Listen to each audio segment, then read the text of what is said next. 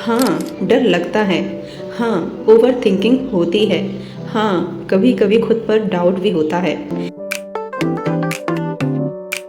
आज मैं आपको बताने जा रही हूँ रीट मेंस का जब से मेरा एग्ज़ाम हुआ है तब से और आज तक की जो जर्नी मेरी रही है वो कैसी रही।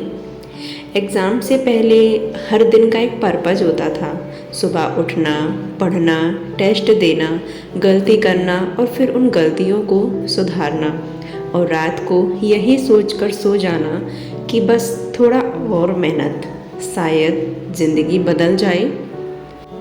लेकिन अब सुबह अलार्म तो बजता है पर उठने की कोई जल्दी नहीं होती। पहले किताबें खोलते ही मन पढ़ाई में लग जाता था। अब किताबें सामने रखी रहती हैं और मैं बस उन्हें देखती रहती हूँ। कभी कभी लगता है कि पिछले कई महीनों से जो ज़िंदगी में जी रही थी वो अचानक ख़त्म हो गई। ऐसा आप सभी के साथ भी हो रहा होगा क्योंकि आपने रीट मेंस का एग्ज़ाम तो हमने दे दिया, लेकिन उसके बाद की जो जर्नी है वो हम शुरू कर ही नहीं पा रहे किसी भी हालत में। तो एग्ज़ाम वाले दिन की हर चीज़ जो थी वो आज भी याद है। सुबह जल्दी उठना, मम्मी का बिना कुछ बोले चाय बना कर देना, पापा का बस इतना कहना, टेंशन मत लेना, अच्छा होगा। उस दिन रास्ते भर सिर्फ यही सोच रही थी कि इतनी मेहनत का क्या होगा। जब क्वेश्चन पेपर हाथ में आया तो कुछ सवाल आसान लगे, कुछ ने दिमाग हिला दिया और सबसे बड़ी वजह जो थी वो थी टाइम मैनेजमेंट की। हमसे हमारा टाइम जो है वो ही मैनेज नहीं हुआ। लेकिन उस दिन सिर्फ पेपर नहीं चल रहा, मेरे दिमाग में फ्यूचर भी चल रहा था कि अगर ये पेपर मेरा अच्छा नहीं हुआ तो आगे के जो दिन होंगे उनमें और ज़्यादा मेहनत करनी पड़ेगी। हर आंसर भरते समय यही लग रहा था कि शायद यही वो पल है जो ज़िंदगी बदल सकता है। वो जो एग्ज़ाम रूम का जो टाइम होता है वो बहुत कीमती होता है और उस टाइम हमारे दिमाग में हज़ारों थॉट्स चलते हैं कि हम इतने महीनों से जिस दिन का इंतज़ार कर रहे थे वो दिन आज का है। तो आज ही ये पता चलेगा कि हमने कितनी मेहनत की है, क्योंकि ये एग्ज़ाम वाला दिन ही डिसाइड करता है कि हमने कितनी मेहनत की। एग्ज़ाम ख़त्म हुआ, सब बच्चे बाहर निकलकर आंसर्स डिस्कस कर रहे थे। कोई बोल रहा था, भाई मेरा तो सिलेक्शन पक्का है। कोई कट ऑफ बताने लगा और मैं बस चुप थी। उस एग्ज़ाम के बारे में, उस पेपर के बारे में सोच ही रही थी कि पता नहीं क्या होगा, क्योंकि मुझे समझ ही नहीं आ रहा था कि मेरा पेपर सच में कैसा हुआ है। आप सभी को भी यही लगा होगा। लेकिन वो रात ऐसी थी जिसमें नींद बिल्कुल नहीं आई।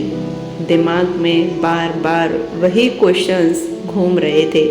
ये वाला गलत हो गया शायद, अगर 2 नंबर और आ जाते तो, कट ऑफ ज़्यादा चली गई तो। अब मेरी ज़िंदगी का सबसे बड़ा काम बन गया है यूट्यूब पर कट ऑफ वीडियोस देखना। हर वीडियो नई उम्मीद देती है और फिर नया डर भी। कभी लगता है सिलेक्शन हो जाएगा, कभी लगता है शायद इस बार भी नहीं। सबसे मुश्किल तब लगता है जब घर वाले उम्मीद से देखते हैं। माँ रोज़ कैजुअली पूछती है, रिज़ल्ट कब आएगा, और मैं बस बोल देती हूँ जल्दी आ जाएगा। लेकिन वो समय भी है, वो भी अब आने वाला है। 26 मई से 31 मई तक शायद रिज़ल्ट्स आ जाएंगे। लेकिन अंदर से डरती हूँ, क्योंकि मुझे पता है ये सिर्फ मेरा सपना नहीं है, इसमें माँ पापा की उम्मीदें भी जुड़ी हुई हैं। कभी कभी सोचती हूँ अगर सिलेक्शन नहीं हुआ तो क्या लोग फिर वही बोलेंगे, इतना पढ़कर भी कुछ नहीं कर पाई। क्या रिश्तेदार फिर से हमें किसी और के साथ कंपेयर करेंगे। लेकिन फिर खुद को समझाती भी हूँ मैंने मेहनत की है, सच में पूरी ईमानदारी से की है। अब दिन पहले जैसे नहीं रहेंगे।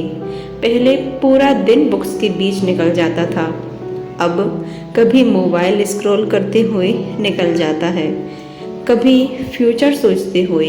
लेकिन एक चीज़ अभी भी नहीं बदली, वो है अंदर की उम्मीद।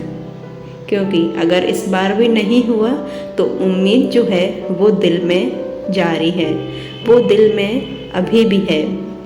आगे हम फिर से खड़े होंगे, फिर से तैयारी करेंगे।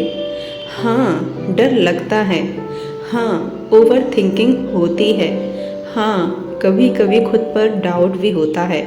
लेकिन शायद यही कॉम्पिटिटिव एग्ज़ाम हमें सिखाते हैं स्ट्रॉन्ग बनना। क्योंकि एक के बाद एक जब हम एग्ज़ाम देते हैं तो हम स्ट्रॉन्ग बनते हैं और एंड में जाके वही चीज़ें हमें बहुत कुछ सिखाती हैं।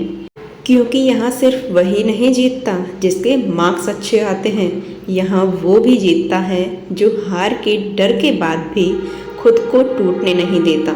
शायद रीट मेंस ने मुझे नौकरी दी या नहीं, ये तो रिज़ल्ट बताएगा।